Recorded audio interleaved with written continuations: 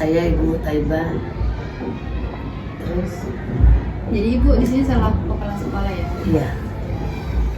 Jadi di sini saya ingin bertanya mengenai wawancara pelaksanaan, bagaimana perencanaan dan pelaksanaannya PPDB di sekolah ini. Perencanaan dan pelaksanaan PPDB.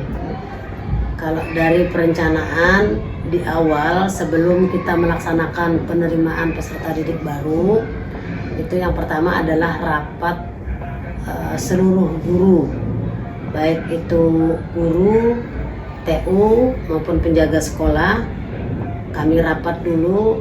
Setelah rapat, di dalam rapat kita membahas tentang bagaimana nanti pelaksanaan PPDB. Jadi yang pertama adalah rapat dulu, kemudian di dalam rapat itu juga membentuk kepanitiaan, panitia PPDB. Setelah terbentuk panitia PPDB, baru menentukan tanggal, hari dan schedule PPDB. Setelah itu sudah kita matangkan di dalam rapat, baru mereka sebagai yang tertunjuk jadi panitia, mereka bekerja. Ya, awalnya yang mereka lakukan adalah membuat brosur, membuat spanduk, dan membuat formulir. Jadi yang pertama mereka buat spanduk dulu ya, spanduk mereka bagi tugas, kemudian mereka pasang. Biasanya kami buat spanduk itu ada 3, satu di madrasah, yang kedua di gerbang awal masuk gang dari Jalan Rukun daerah Mangkupalas, kemudian baru gerbang depan Jalan Rukun yang di arah Rapak Dalam. Kalau itu sudah terpasang, baru mereka berbagi tugas lagi untuk membagikan brosur. Kemana brosur itu dibagikan? Ke TK-TK PAUD terdekat. Jadi mulai PAUD, TK, dan RA. Nah, karena sering mereka tidak mendengar, tidak tahu bahwa di MI kami sudah ada penerimaan siswa baru. Jadi makanya kami berikan brosur itu. Nah, setelah itu sudah ditentukan misalnya tanggalnya tadi waktu rapat, barulah mereka melaksanakan penerimaan siswa baru. Namun kalau yang pertama itu diawali dengan memberikan kesempatan di awal, sebelum jauh-jauh sebelum penerimaan siswa baru, ada yang namanya daftar tunggu. Jadi biasanya orang tua yang sudah anaknya sekolah di sini, dia masih mau lagi nih memasukkan adik-adiknya. Nah, mereka datang nanyakan, Bu, kapan PPDB dilaksanakan? Kami biasanya hanya menyodorkan sebuah buku dan mereka menulis, silahkan tulis aja, Bu, dulu anaknya yang mau disekolahkan di sini. Nama, terus tempat tanggal lahir, nama orang tua, kemudian tempat tinggal. Nah, kalau sudah itu diisi, nah biasanya nanti ketika sudah mau PPDB, panitia itu menelpon atau memberikan pengumuman, bisa melalui WA, Facebook dan sebagainya, bahwa tanggal sekian akan ada penerimaan siswa baru. Daftar tunggu itu dihubungi semua, kan ada nomor WA kan yang tertera di situ. Dihubungi semua satu persatu, disampaikan bahwa kami tanggal sekian sudah penerimaan siswa baru. Artinya daftar pertama dulu, daftar pengambilan formulir. Nah, nanti baru kami berikan juga, kalau mereka yang tidak sempat ke sekolah, kami berikan juga link melalui daftar online. Kita sebarkan linknya. Jadi baru nanti mereka menghubungi ke operator yang ditunjuk sebagai panitia PPDB. Nah, setelah itu baru nanti ada tatap muka langsung antara orang tua dengan panitia. Itu saat administrasi. Artinya kami di sini kan mengadakan seperti menyediakan seperti pakaian, terus kemudian peralatan sekolah lainnya seperti tas. Nah, itu dari sekolah sudah yang menyediakan. Nah, itu nanti orang tua sendiri yang datang ke sini. Tapi sudah setelah mereka melakukan pendaftaran melalui mengisi formulir atau melalui link online. Nah, itu. Kemudian nanti setelah selesai semua sudah tercover semua, baru kita seleksi. Kita seleksi yang mana yang harus diterima, yang mana yang tidak masuk, tapi bukan berdasarkan tes, tapi berdasarkan usia. Jadi kita lihat nanti usianya yang mana yang paling tua sampai dengan batas kota yang kami terima. Misalnya kami batas menerima sampai 100 orang misalnya. Jadi dari usia yang tertinggi sampai yang terendah batas 100 orang. Yang selebihnya mungkin ada yang umurnya 6 ke bawah atau yang 6 ke atas tapi tidak memasuki kota 100 itu, yang mereka dianggap tidak diterima. Artinya daftar tunggu tahun depan karena umurnya belum layak untuk diterima. Karena di sini berdasarkan umur.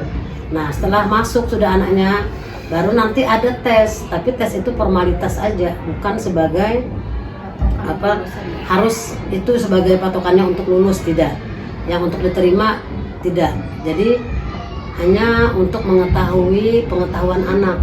Kan ada nih kadang-kadang anak ini nanti ketika dia dites tidak tahu baca, tidak tahu menulis, bahkan mungkin yang tidak TK kan dia tidak tahu sama sekali memegang pensil. Jadi itu sebagai rekomendasi dari panitia ke wali kelas 1 nanti. Ya, tapi bukan berarti itu syarat mutlak untuk diterima, tidak. Karena yang syarat mutlaknya adalah umur. Nah, bisa jadi kan yang dia tidak TK, umurnya sudah lebih daripada 7 tahun. Tapi dia tidak bisa apa-apa, dia belum tahu baca tulis, dia tidak mengerti, tidak mengenal huruf, tidak mengenal angka. Nah, itu nanti dari panitia itu nanti memberikan rekomendasi ke wali kelas. Misalnya nih, ternyata anak ini nanti diletakkan oleh panitia di kelas 1A misalnya atau di 1B. Nah, nanti akan diberikan nilai itu tadi, nilai ketika mereka tes. Nilainya misalnya di bawah standar, anggaplah misalnya cuma 60 atau bahkan kurang daripada 60. Nah, ini berarti anak ini perlu dibina lagi, perlu pembinaan dibandingkan dengan anak yang lain. Tapi kalau misalnya ada juga yang nilai ini 100, nah ini bisa aja mereka nanti ditaruh di paling belakang tempat duduknya. Nanti yang nilainya rendah ditaruh di paling depan, karena ini harus ada pembinaan khusus. Mulai dari dia memegang pensil bagaimana sampai dia akhirnya mengenal huruf dan angka gitu. Jadi tesnya tidak mutlak untuk kelulusannya diterima di sini, tapi hanya untuk mengetahui sejauh mana pengetahuan anak itu. Ya, setelah itu nanti sudah selesai tes, baru pembagian seragam. Juga kami berikan selembaran peredaran nanti kepada orang tua bahwa tanggal sekian pembagian seragam. Setelah itu ya sudah, tahun ajaran baru ketemu di awal Juli biasanya, kalau tidak di pertengahan, ya sekitar bulan Juli lah tahun ajaran baru. Nah, itulah dari awal perencanaan sampai pelaksanaan PPDB. Nah, cuman ada sedikit yang saya mau tambahkan di sini. Tadi walaupun hanya perencanaan dan pelaksanaannya, tapi biasanya kan ada motivasi orang tua dalam memilih studi di sekolah kami sini. Kalau dikatakan kami ini sudah menolak kelebihan siswa, itu iya, karena sudah melebihi kapasitas. Saya kadang targetkan itu hanya satu kelasnya itu kan 28 orang karena menurut aturan pemerintah. Tapi pada kenyataan di lapangan kita lebih daripada 28 karena banyaknya peminat orang tua yang ingin menyekolahkan anaknya di sini. Dan itu tidak mungkin kami tolak. Kenapa? Karena rata-rata dia sudah punya kakak yang ada di sekolah di sini, dan orang tua tidak mungkin mengantar anaknya dari beberapa sekolah. Nah, karena sudah kepercayaan orang tua terhadap kita, mungkin menurut mereka sekolah di sini nyaman, aman, dan mereka sangat percaya sudah kepada kami, maka biasanya adiknya dimasukkan lagi ke sini. Nah, itu yang kami tidak bisa menolak. Kemudian juga ketika umurnya sudah memang usia sekolah, bahkan lebih daripada 7 tahun, walaupun dia terlambat, itu kadang kami terima. Padahal kota sudah penuh nih, tapi kami terima karena mengingat usianya sudah tinggi, artinya sudah harus memang masuk sekolah. Dan kami di sini menerima siswa baru itu tidak sama dengan sekolah-sekolah lain, tidak sama dengan yang dari negeri. Kalau biasa negeri itu kan sekolahnya pendaftarannya di bulan Mei atau bulan Juni. sudah mendekati mau masuk ke sekolah. Sementara kalau kami di sini diawali lebih cepat. Di bulan Februari biasanya kami sudah penerimaan siswa baru. Kenapa kami menerima lebih awal daripada mereka? Kami tidak mau anak ini tidak lulus di negeri, tidak lulus di sekolah lain, baru masuk ke tempat kami. Kami tidak mau itu. Itu berarti bukan pilihan utama. Jadi mereka yang masuk di sini rata-rata semua pilihan utama. Prioritas. Karena, yang diprioritaskan. Karena sekolah lain belum ada penerimaan. Kami lebih dulu. Jadi kalau bulan Maret sudah terlambat, tapi kami lihat lagi sikonnya. Oh ternyata anak ini bagus, usianya tinggi, memang harus masuk. Kadang kan sampai 7 tahun setengah, 7 tahun 4 bulan, itu kan sudah usia masuk kelas 1 kan. Nah itu mau tidak mau diterima. Nah itu sudah yang membuat kelebihan kapasitas. Nah tapi kalau dia masuk misalnya umurnya cuman di bawah daripada anak-anak yang kita terima kemarin, itu sudah harus kita tolak. Bahkan setiap tahun itu tidak kurang hampir 1 kelas yang kita tolak. Ya paling sedikit itu 15 sampai 20 orang. Itu kan sebenarnya kan bisa 1 kelas lagi kan seharusnya. Tapi ya karena memang tidak memungkinkan tempatnya, ya mau nggak mau sebatas itu aja yang kami terima. Nah, jadi kepercayaan orang tua yang pernah saya tanya, kenapa kok harus memilih sekolah di sini? Bahkan sampai dari kakak, adik, terus adik lagi, 4 bahkan 5 anaknya itu alumni sudah 2 orang, masuk lagi si adik-adiknya. Saya tanya kenapa sih Bu harus sekolah di sini? Mereka bilang merasa nyaman aja, terus udah akrab dengan guru-gurunya, itu kata mereka. Nah kenyamanan pertama mereka itu, kita di awal ya pagi, biasanya orang tua itu kalau mengantar anaknya ke sekolah, gurunya tidak ada, itu yang pertama ya, gurunya tidak ada, pintu gerbang terbuka lebar. Orang tua was-was, iya kan, ngantar gurunya tidak ada. Jadi ketika mengantar anak ke sekolah itu kan kalau tidak ada guru yang menyambut, tidak ada guru standby di depan sekolahan, pasti orang tua itu was-was. Nanti anak saya antar bisa keluar nih, saya antar anak saya ini bisa bermain di luar, belanja di luar, atau bahkan mungkin ya apalagi yang tinggalnya tidak jauh dari sekolahan ini ada misalnya seperti kayak anak-anak yang main game atau itu kayak warnet tapi segala macam tuh kan. Nah takutnya kalau anak sudah terbiasa ke sana kan dia bisa hilang itu. Kalau dia sudah ketagihan online game online segala macam itu kan. Nah tapi kalau ada guru sudah datang menyambut di sekolah, hati orang tua itu akan merasa tenang. Pasti sudah anak saya tidak kemana-kemana lagi. Nah kebiasaan kami di sini kita sudah bagi jadwal. Jadi setiap hari guru di sini sebanyak 36 orang. Itu kita bagi jadwal setiap hari ada yang piket. Jadi 1 minggunya itu mereka 2 kali. Jadi setiap guru itu 1 minggunya itu 2 kali untuk piket berbaris di halaman, lebih awal datang untuk menyambut siswa yang datang. Kalaupun misalnya ini ada anak yang sangat pagi sekali, nah itu ada jam khusus buat penjaga sekolah melebihi daripada guru-guru. Kalau guru-guru saya targetkan itu jam 7 selambat-lambatnya, tapi kalau penjaga sekolah itu jam setengah 7. Tapi kadang-kadang beliau sadar bahkan datang lebih awal, jam 6 lewat sudah buka gerbang dan sudah diam di muka gerbang. Nah jadi rasa kenyamanan itu yang kadang mereka tidak dapat di sekolah lain. Nah terus saya wajibkan guru-guru itu juga di sini jam 7 pas, itu paling lambat, lewat 1 menit mereka hilang 15.000.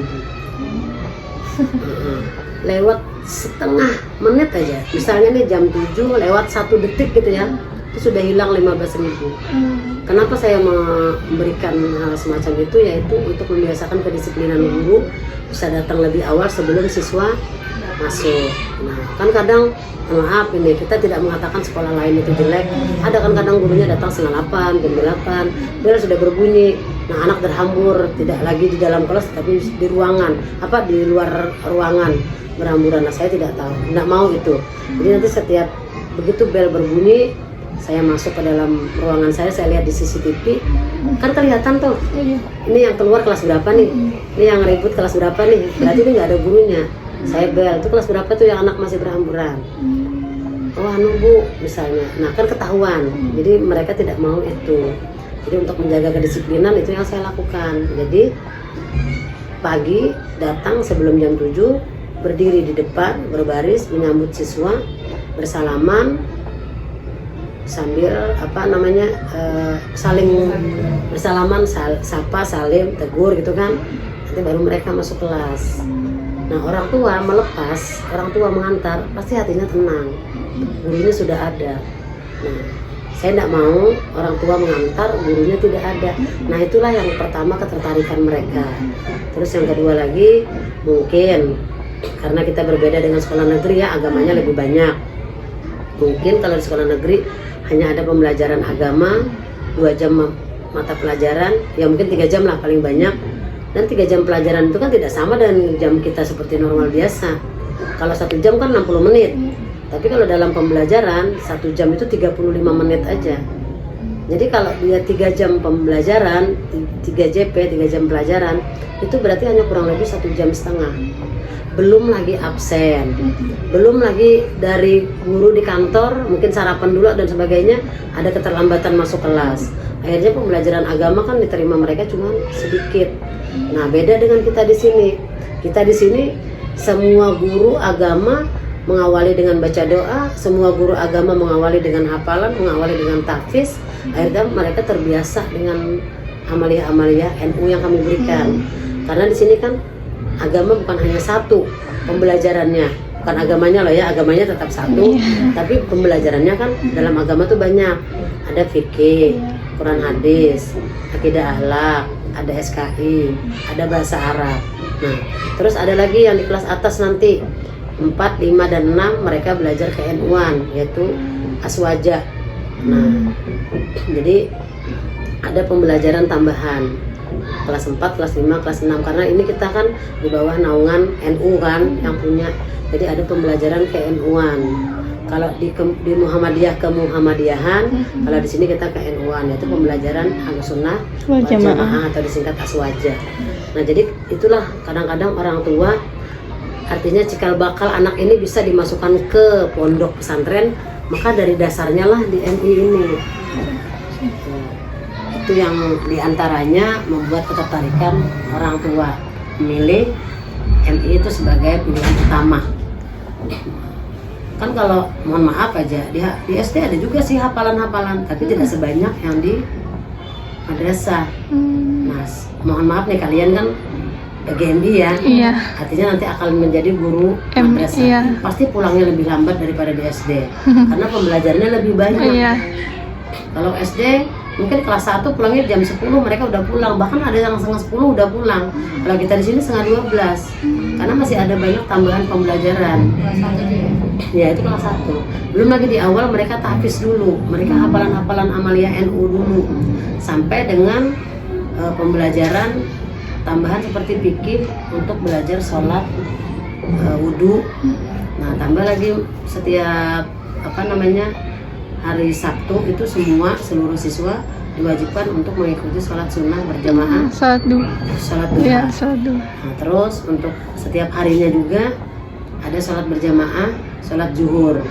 Nah, seperti saat sholat duha hari Sabtu itu mereka tidak langsung sholat, tapi duduk bersama setelah rapi, sudah berbaris semua di atas sajadahnya, baru diberikan pembelajaran fikih, mulai dari bagaimana wudhu yang benar, sholat yang benar. Nah itu bahkan orang tua, mohon maaf nih, kan banyak tuh orang tua yang latar belakangnya tidak pernah sekolah madrasah kan. Jadi mereka kadang di luar pagar itu rame pada tahu kalau hari Sabtu nanti ini ada nih anak-anak akan belajar secara massal, secara klasikal, secara kelompok gitu kan, banyak belajar masalah wudhu misalnya, atau masalah sholat misalnya, mulai gerakan-gerakannya, rukun sholatnya, sunnah-sunnahnya, semua diberikan oleh guru secara bergantian setiap hari Sabtu. Nah itu ramai tuh orang tua di depan, mereka mendengarkan, karena ada beberapa laporan orang tua, mohon maaf ya Bu, kami maksudnya tuh nguping mendengarkan di depan. Saya bilang nggak jadi masalah, terserah aja, karena dia bilang jarang, diantara kesibukan dia sebagai seorang ibu rumah tangga misalnya kan, habis mengantar anak repot lagi di rumah, jarang menerima ya anggaplah siraman rohani lah gitu ya, ilmu-ilmu yang memang seharusnya setiap hari kita lakukan dan kita memang harus tahu. Sekarang kalau wudhu kita aja salah, salat kan tidak sah. Nah kalau mereka tidak tahu kan, tapi dengan cara mendengarkan guru menyampaikan ke anak-anak di lapangan dan orang tua melihat, orang tua mendengar, pasti apa ya yang tadinya tidak tahu jadi tahu. Kan tidak semua orang tua kan tahu. Nah, jadi dari itu diantaranya ketertarikan orang tua sekolah di sini. Masih banyak lagi yang hal lainnya, ya mungkin sebagian kecilnya lah yang saya sampaikan. Dan saya itu bukan informasi dari guru atau saya sendiri yang lihat, enggak. Itu bahkan informasi dari orang tua sendiri. Saya sering nanya, kadang iseng-iseng ketika ada orang tua saya tanya, kenapa Bu kok anaknya di sini semua, enggak kepingin sekolah lain enggak? Kan banyak nih yang lain-lain sekolah maju diantaranya itu kan. Ternyata itu. Dan di sini juga ada kelas khusus tahfiz, kelas akselerasi tahfiz yang mereka dites ketika kelas 3. Begitu mau naik ke kelas 4, mereka dites.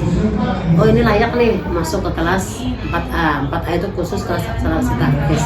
Mereka semua belajar umum, mempelajari apa yang lain juga belajar, tetapi ada khusus pembelajaran tahfiznya 2 kali dalam 1 minggu. Nah, nanti ketika mereka lulus, misalnya anggap nih, sudah dapat 5 juz, sudah dapat 6 juz, untuk mereka masuk ke sekolah tahfiz gampang kan? Sudah terbiasa di MI. Karena memang gurunya juga kami datangkan khusus, spesial, bukan guru-guru yang kita di sini bukan. Gurunya itu kalau nggak salah juga mereka guru tahfiz di Winsi. Ada 2 di sini gurunya, laki-laki dan perempuan. Karena cuma baru 2 kelas kan, kelas 4A dengan kelas 5A. Nah nanti tahun berikutnya pasti naik dia ke kelas 6 kan, 6A. Nah itu kami tambah lagi 1 orang guru. Jadi mulai kelas 4, 5, dan 6. Kan jarang itu, kalau sekolah negeri mohon maaf, tidak semua kan ada tahfiznya. Nah alhamdulillah kita di sini ada. Nah itu orang tua ada punya apa ya, kebanggaan tersendiri lah untuk persiapan anaknya. Kan kadang kita nih punya anak, nanti anakku ini mau jadikan tahfiz, mau jadikan hafizul Quran misalnya kan, pastilah senang kan kalau diawali dengan hafalan juz amma dulu, juz 30 dulu. Nah bahkan nanti kan mereka semakin tinggi kelasnya, mulai dari kelas 4 ke kelas 5, kelas 6 bisa jadi kan sampai 5 juz, 10 juz, tidak menutup kemungkinan kalau anak-anaknya cerdas kan. Tuh. Jadi itu persiapan mereka buat ke sekolah tahfiz. Sekarang kan di MTS model kan ada tahfiznya kan? Nah, jadi mereka sudah terbiasa, sudah banyak hafalannya yang bisa jadi. Dan kalau mau masuk sekolah-sekolah unggulan juga seperti ke MTS itu kan ada tes baca Al-Quran kan? Ada tahfiznya. Kalau mereka sudah kelas 6 lulus, sudah banyak yang paham dengan tahfiznya, ya enak untuk melanjutkan, gampang lah ibaratnya. Mungkin itu ya. Cukup kira-kira ya? Iya Bu. Silakan aja nanti dirangkum. Iya. Itu jawaban dari saya. Semoga puas. Berdirinya sekolah ini dari kapan Bu? Sekolah ini berdiri di tahun 2010 awalnya, dengan jumlah siswa hanya 18 orang pertama.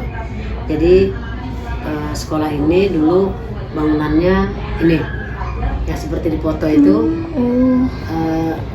Seperti bangsalan, ya bangsalan rumah kayu, ada 2 pintu. Jadi dulu 1 pintunya kita buat kantor, 1 pintunya kita buat kelas. Dulu belum saya yang jadi kepala sekolahnya, tuh beliau, itu Pak Tajudin. Cuman saya termasuk guru awal lah di sini, artinya pendiri juga gitu. Nah karena tidak lama sekolah ini berdiri, kurang lebih 3 bulan saya masuk di sini. Nah waktu itu ya masih murid itu katanya, kan saya belum ikut nih ketika awal baru masuk PPDB-nya itu kan, karena saya sudah masuk itu sudah mau mendekati semester 2. Jadi mereka dulu bilangnya menjemput dari rumah ke rumah siapa yang mau sekolah. Dan di awal itu tidak dipungut biaya, namanya juga baru. Jadi 18 orang. Seiring berjalannya waktu, sekarang sudah tahun 2023, jadi kurang lebih 13 tahun ya, mau 14 tahun sudah, kurang lebih 13 tahun setengah lah sudah. Itu sudah muridnya 727 siswa sekarang. Jadi sudah berapa kali kelipatan gitu. dari 18 sampai 727 siswa, 21 rombel. Jadi gurunya di sini juga sebanyak 36. Orang kadang kaget kalau saya cerita, hah, kok sebanyak itu gurunya? Iya. Artinya dalam 10 tahun lah pesatnya itu kan. Ya alhamdulillah lah, artinya kepercayaan masyarakat ya antusias juga ke kami gitu. Nah, dan kita ya sangat bersyukur. Ya mudah-mudahan kedepannya terus lebih maju.